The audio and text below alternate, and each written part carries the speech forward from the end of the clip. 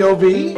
It's Eric Bird, Director of Media and Worship here, and I'm here with the illustrious. Oh, illustrious. The beautiful, the wonderful. Well, we can leave the beautiful part out, but yeah. Our lead pastor, Pastor Kevin. How are you today? I'm doing great. How are you? Great. I thought it would be a great opportunity for us to talk a little bit about, maybe put some teeth into what we're doing with FCOB Life Groups, and specifically our hosts and stuff. So I'm just going to feed you some questions. Okay. Even though we've rehearsed these for about 2 or 3 hours, just answer them spontaneously. Seemed like longer than that.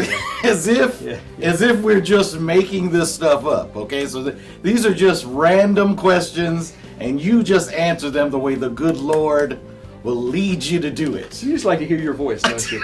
Dude, that was way too long of an introduction. Okay. So when will the potential host meet with Pastor Greg? When is that going to happen? Well, I understand, hopefully on the 13th of March, they're hoping to come together, be able to share a little bit about the vision for life groups, but also some of the expectations and how they can sign up to be a part of that, but then also how individuals will also be engaged in that. So I think it's an important date. Certainly looking forward to life groups here at FCOB and all that can be part of this church. Great. And so what will the life groups be studying? Is this going to be like an in-depth theological PhD program Bible study? Only your group. Only your group. What are they going to be studying? How's it going to be framed? Well, there's going to be a lot of different group opportunities. I think one of the most exciting ones for me is the community group, and that's more of a group I would perceive as being one that does service and different things in the community. They live life together. I believe that certainly we can learn, we can grow together as we get into the Word, and certainly we're challenged to do that. But I also believe that when we do life together, when we serve others, we have an opportunity to see the real heart of people. And so that's going to be one of the possibilities. Another would be a Bible study, perhaps something that could be more in depth, or something that may be helping individuals just who are new to the faith, perhaps. Perhaps it could be a combo of those two things, even a relational side of it, where people come together, they live life together, and the conversation just kind of happens organically. And so there's 4 different types, really, I think, that could be a part of the life group opportunities.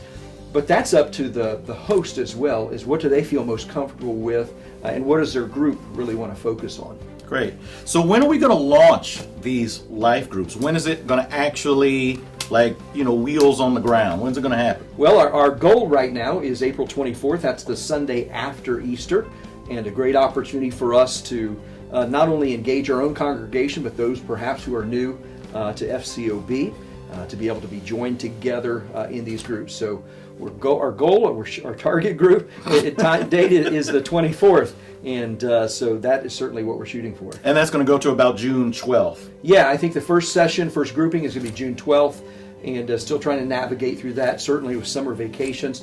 That's not a hard stop, because some of the groups may say, you know what, we want to continue to do things during the summer. But that's kind of the time frame we're looking at as we launch, as we start off. So, Now, the frequency of these life groups, are we meeting every day? Like if you and I were in a life group, would I come to your house every day at 5 a.m. with cereal and... Well, I'm trying to do almond milk because they say I'm trying to. It cuts the girth. Is that it? Yeah. You don't have to talk about me. Well, apparently we do, but that's okay. But when we come to do life groups together, we can talk about each other and how life is going for us. Yes. Really, it's up to the group and the host that are part of that. Our goal would be either weekly or every other week. We do not want it any less frequent than that, because we do need to be able to engage. And when you think about the 24th of April through the middle of June, that's not a lot of time there, especially if you're just meeting every other week. So that's up to the individual groups. And what days would they meet? They'd have an opportunity to really choose whatever day works best for their schedule. Wow. Monday, Tuesday, Wednesday, Thursday, Friday, Saturday, Sunday, and also looking at, is it going to be in the morning? Is it going to be afternoon? Is it going to be in the evening? And so just a lot of a flexibility there as they come together. Great. So a great opportunity again for you to bring cereal, not at 5 a.m. Preferably. Let's shoot for 9. Okay. And the expectation's more than cereal. Okay. Well, okay. We can do bacon if you want. Ooh, now there you go. I don't know if you know this, but I know a lot of people. That's what I've heard. I mean, I know a lot of people. When you know a lot of people, so can I have a life group of 50? Can I do a life group of 45 of my closest, dearest friends? Is that allowed? Is that? So a couple of things. First of all, the most important friend is Jesus, right? But do you really have 40 to 50 friends? No, that's just a goal. Typically we don't. Typically we have a smaller number of friends. And so ideally, life groups would be groupings of 12 to 15. Really no more than that. Trying to keep that group small so everybody has an opportunity to interact with each other. Certainly we can't do that when we worship. We're in a group of people, and our focus when we come to worship is to glorify God. So life groups, keeping them small, provides an opportunity really to grow deeper together. Great. So about 12 or less. 12 to 15. And, yeah. And we're not counting kids in that. Right. And certainly that's the other thing that the host would need to make a decision on. Are they anticipating having kids there? It doesn't mean that that's not allowed. Certainly some groups are able to, but we would not be counting the teenagers or the children in that number. Otherwise, we have some families here that would pretty much just be a group amongst themselves. Yeah, I'm 5. Yeah, you're 5, yeah. So you guys have done your job. We've done our due diligence. Yeah. Now, how do people sign up? How are people going to... Actually, you should tell me that. You should be asking me that, because I'm the marketing guy. So you ask me. So how are you going to sign up? I don't know. I mean, if I wanted to be a part of life groups, yes. what would I do? Because I'm excited about life groups. Right. And so I don't know what kind of group I really want to be a part of. And I need to check with my program coordinator, Susan, to see what day of the week. Don't have kids at home now, praise Jesus. But, how would I sign up if I'm interested in being a part of life groups? So I think the sequence is going to be the following. We're going to have the host meeting on the 13th, and then that's a Sunday. So then on the Monday, we're going to go live on our app. Okay. We're going to go live on our webpage. So folks can sign up digitally through the app, the webpage, or by going to guest services, which is our cute little table that's out on Sunday. And you can always contact the church office. You can always email info at fcob, or you can always just call. I don't do any of that app digital stuff. You might be one of those people. Just give us a call. Give us a call Monday to Friday. And we can get you signed up. But if you go to the webpage of the app, you'll see a series of options. There'll probably be little drop-down menus. Right. And you'll say, well, I know right now that I can only be available on Wednesday evening and Saturday mornings. And so what groups are available then? And then it'll filter it for you. And so that's kind of how we're going to do that. Fantastic. So when are we be able to start the sign-up process? Do we have an idea on that? I think we're going to do that on March 14th. Okay. So we're going to have the host meeting on the Sunday. And I believe Pastor Greg told me that meeting is going to happen either in person or Zoom, or maybe both. It might be right after church. Great. And then for those that maybe aren't in church that day, they can Zoom in. We can get everybody the information.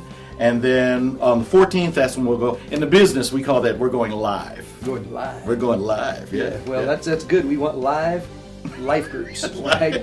Otherwise, it could be called life groups, right? They wouldn't be called life groups. That's good. Yeah, we don't want dead groups. You have a future in marketing. That's pretty good. We want life groups. Now, now we've talked a little bit about in our worship services about what we don't want in terms of, or maybe a better way of saying that is what is not necessary for a host. Right. What do we need our host to know? For a potential host, there are people out there on the fence going, I think I might want to do this. What do they need to know? Yeah, well, again, as we've been clear, it's not about teaching the Bible study or the lesson or what have you. It's really making sure that people come together, determining when the availability is going to be for that, perhaps even the location of what that's going to be, determine whether or not they're going to want children to be a part of their life group, and realize that it doesn't have to happen in your homes, it doesn't have to happen at a restaurant, it can really happen anywhere. And so there's some basic things like that they need to be aware of. Number one, though, we need to make sure that our life groups are Christ honoring in the conversation that takes place, helping people navigate through the challenges. We all experience those.